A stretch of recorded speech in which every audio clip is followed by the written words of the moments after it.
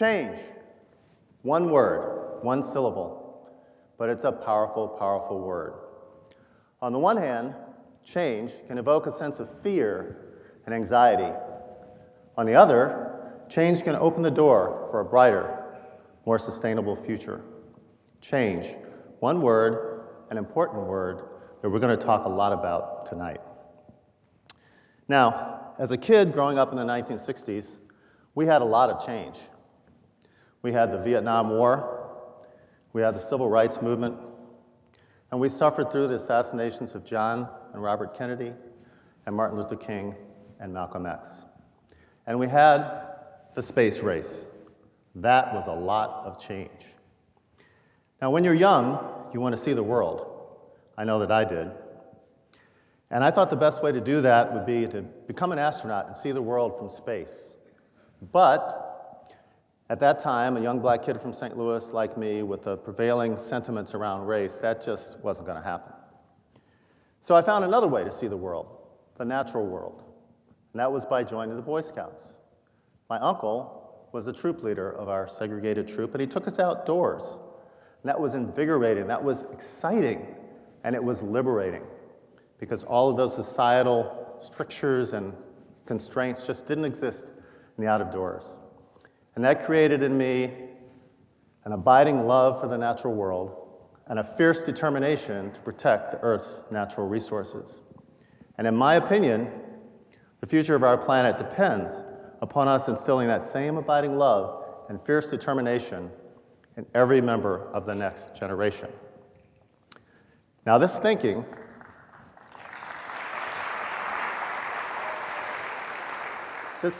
led me to join an organization about 20 years ago, the board of an organization called NatureBridge, because their mission is to create the next generation of environmental stewards by educating them in national parks. And part of being a board member, of course, is that you meet other board members. And one of the board members I met was a founding member of the organization, a fellow named Bill Anders.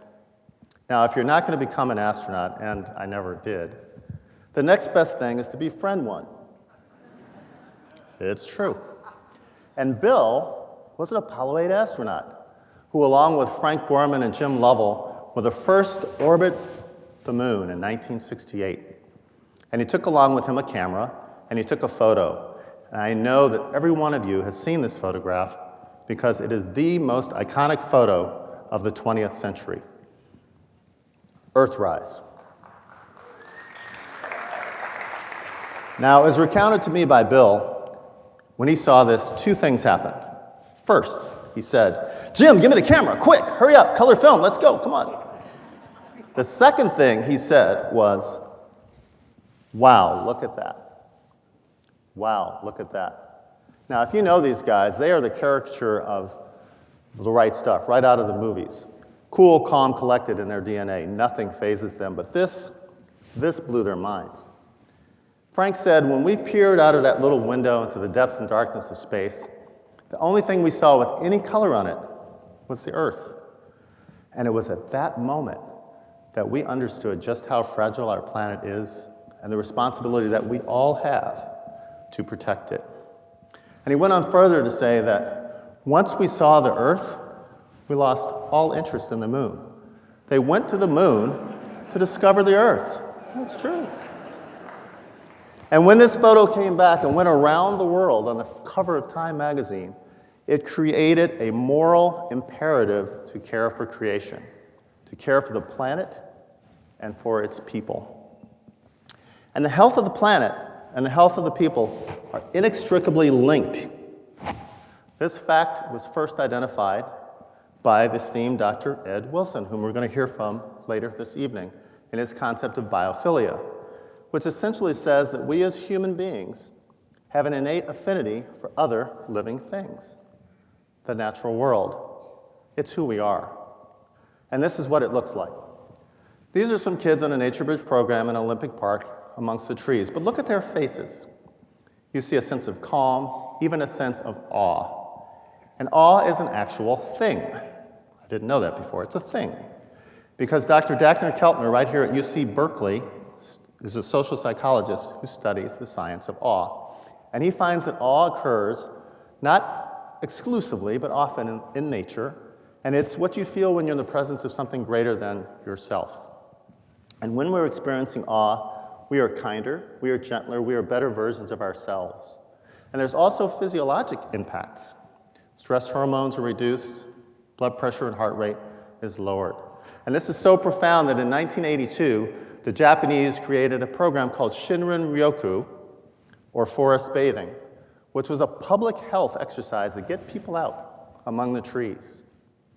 But what happens when this linkage is severed, forgotten, or lost? We get change, climate change. Now, warming of the Earth is indisputable, and human impacts are clear. Greenhouse gases are at the highest level in human history, causing issues for both human and natural systems. Some of the impacts we've seen, even since 1950, have been the greatest that we've seen in decades, and in other instances, the greatest we've seen in millennia. The atmosphere and oceans are warming. Snow and ice is melting, and sea levels are rising. Now, carbon dioxide levels at the end of the last century, about 1900, were at about 280 parts per million in the atmosphere. And they've raised now to the level of 400 parts per million, with an attendant rise in global mean temperature. And although the global mean temperature of the Earth's surface has warmed by 1 degree, temperatures across the lands have warmed even further by 1.5 degrees, which means we can expect further heat-related events like heat waves, drought, desertification, wildfires, and also more heavy precipitation events. Oceans are absorbing carbon dioxide, becoming more acidic. Our oceans are now 26% more acidic than they were in the industrial age. Sea ice is disappearing at a rate of 4% per decade, and sea levels have risen almost 8 inches in the last century, more than in the last 2 millennia. Now, climate change is a force multiplier for our human impact on the planet. Biodiversity, the diversity within species, the diversity among species, and among ecosystems is declining at the fastest rate in history. Humans have impacted 75% of our land surfaces, 66% of our ocean area, and 85% of our wetlands. And although forest loss has slowed since 2000, the impact is not uniformly distributed because some of the greatest losses are occurring in our tropical and subtropical areas with the greatest biodiversity. Coral. Half of our coral, live coral, has been lost since the 1870s and continues to be lost due to ocean acidification. And up to 25% of our animal and plant species can legitimately claim to be threatened with extinction. Now, the impacts of climate change on human health and well-being are numerous. They include direct impacts like fire and flood. The photo here of the fire is from a recent wildfire in Santa Rosa, during which time both our Sutter Health and colleagues at Kaiser Permanente had to evacuate our hospitals. One of our Sutter hospitals in Lake County has been evacuated 3 times due to wildfires. The photo below showing floods. The International Organization on Migration estimates that by 2050, we will have between 25 and 200 million environmental refugees. And health impacts of climate change are mediated through natural systems as well, such as air quality and vectors. Air pollution kills 7 million people a year, more than twice those who die from AIDS, tuberculosis, and malaria combined. And vector-borne diseases like Zika virus have now expanded their geographical footprint because of warming. We are in a period of change, immense change, climate change, and we have a choice. We can either go the path of fear and anxiety, or we can open the door to a bright and more sustainable future. I, for one, advocate the latter. In a period of change and uncertainty, it is important that we all take personal responsibility, that we take the mantle of leadership to make sure that our actions are not just consistent with, but are role models of caring for creation, the planet, and its people. Margaret Mead said it best: never doubt that a small group of thoughtful, committed citizens can change the world. Indeed, it's the only thing that ever has. Thank you very much.